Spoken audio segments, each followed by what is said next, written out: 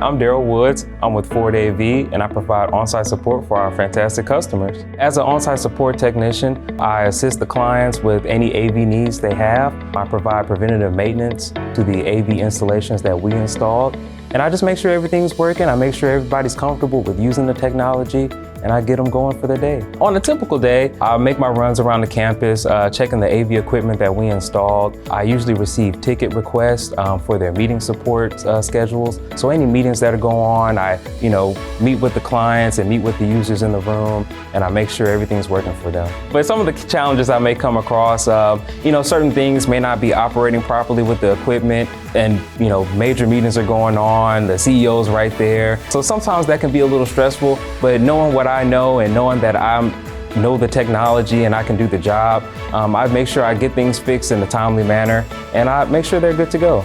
For an example, they were having a big conference meeting, and not everybody is familiar with using the wireless presentation device in the room. So they called me, and I was able to get them set up efficiently, quickly, and let them continue and conduct their business, no issues. So we're here to assist the users and support them to make sure that they can focus on what they do best and let us do what we do best.